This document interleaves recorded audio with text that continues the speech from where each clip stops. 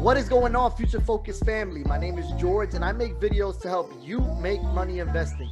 Today, we're going to be talking about advanced micro devices, ticker symbol AMD, and try to identify if this is a stock that you want inside of your portfolio. With all that said, let's get right into it. So AMD is a global company that specializes in manufacturing semiconductor devices used in computer processing. This company also produces flash memories, graphic processors, motherboard chipsets, and a variety of components used in consumer electronic goods. In a nutshell, this company right here is in a semiconductor space, and it's a space that is really hurting right now. It's not hurting because people don't want it. It's the exact opposite. Even with all the companies in this sector, there's not enough supply to keep up with the demand, which is always a great thing that you want as a company, as opposed to having the product already there, but you don't have consumers that actually want it. So AMD, along with their competitors IBM and Invidia, have this problem, but as a company, this is a problem you want to have. Whenever you're investing in a company, you want to know who the CEO of that company is, because that's the leader of the company. They are the face of the product. Let's take a look at the CEO of AMD. Dr. Lisa T. Su is AMD's president and chief executive officer, a position she has held since October 2014 and serves on the board of directors. Dr. Su spent the previous 13 years at IBM in various engineering and business leadership positions, including vice president of the Semiconductor Research and Development Center, responsible for the strategic direction of IBM Silicon Technologies, joint development alliances, and semiconductor research and development operations. Dr. Su has a bachelor's of science, master's of science, and doctorate degrees in electrical engineering from the Massachusetts Institute of Technology, MIT. In 2017, Dr. Su was named one of the world's 50 greatest leaders by Fortune magazine and the top-ranked semiconductor CEO by Institutional Investor magazine. In 2018, Dr. Su was elected to the National Academy of Engineering and received the Dr. Morris Chang Exemplary Leadership Award from the Global Semiconductor Alliance. In 2019, Dr. Su was named one of the world's 50 best CEOs by Barron's, one of the most powerful women in business by Fortune magazine, and she was included in the Bloomberg 50 list of people who define the year. In 2020, Fortune named Dr. Su number 2 on its Business Person of the Year list. She was elected to the American Academy of Arts and Science, and she received the Semiconductor Industries Association highest honor, the Robert N. Noyce Award. She also serves on the board of directors of the Semiconductor Industry Association and the Global Semiconductor Alliance. So here you have a CEO who's been awarded and is well renowned in this industry and very respected. As of late, the Reddit crowd has really put her on a pedestal and even named her Queen Lisa Su. So in the technology space, AMD is not just in the gaming sector, which they're really known for. They are in different sectors as well. So they're in the cloud, network and hyperscale supercomputing, 5G, which you know is going to be a big thing, AI and analytics, adaptable intelligence systems, gaming, which we talked about, and smarter client devices and edge. As you can see in this slide, they have leadership in large and growing markets, and they have a total 79 billion total addressable market in these 3 sectors.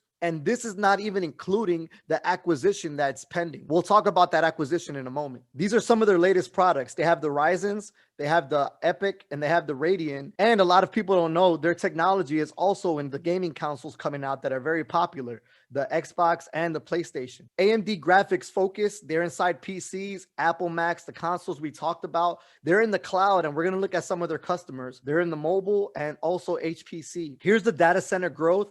We talked about the supercomputing, and here you have some of their customers. In the cloud business, you have big names like Enterprise. They have Dell, Asus, Cisco, just to name a few. So far, you know that they have a great product and they have a great leader. But one of the things that isn't really talked about is their pending acquisition of Xilinx. AMD and Xilinx today announced that they have entered into a definitive agreement for AMD to acquire Xilinx in an all-stock transaction valued at $35 billion. The combination will create the industry's leading high-performance computing company, significantly expanding the breadth of AMD's product portfolio and customer set across diverse growth markets where Xilinx is an established leader. The transaction is expected to be immediately accredited to AMD margins. What that means is that as soon as the transaction is complete, All the profit that Xilinx makes will immediately end up on the balance sheet of AMD. The acquisition brings together two industry leaders with complementary product portfolios and customers. AMD will offer the industry's strongest portfolio of highest performance processor technologies, combining CPUs, GPUs, FPGAs, adaptive SoCs, and deep software expertise to enable leadership computing platforms for cloud, edge, and end devices. Together, the combined company will capitalize on opportunities spanning some of the industry's most important growth segments, from the data center to gaming, PCs, communications, automotives, industrial, aerospace, and defense. So this transaction doesn't just sound huge, like it literally is huge. It puts AMD in a strong competitive advantage against Nvidia and IBM. But what does their CEO think about this? Our acquisition of Xilinx marks the next leg in our journey to establish AMD as the industry's high-performance computing leader and partner of choice for the largest and most important technology companies in the world. AMD President and CEO Dr. Lisa Su said, "This is truly a compelling combination that will create a significant value for all stakeholders, including AMD and Xilinx shareholders, who will benefit from the future growth and upside potential of the combined company. The Xilinx team is one of the strongest in the industry, and we are thrilled to welcome them to the AMD family." AMD expects to achieve operational efficiencies of approximately $300 million within 18 months of closing the transaction, primarily based on the synergies in cost of goods sold, shared infrastructure, and through streamlining common areas. If you're wondering if this is really going to happen, the transaction has been unanimously approved by the AMD and Xilinx board of directors. The acquisition is subject to approval by AMD and Xilinx shareholders, certain regulatory approvals, and other customary closing conditions. This transaction is currently expected to close by the end of calendar year 2021. Until close, the parties remain separate, independent companies. Expect this deal to be closed anywhere from August to December timeframe. Obviously, this acquisition is going to improve their margins, but how are they doing financially right now? Let's take a look at that. Financial summary Q1 2021.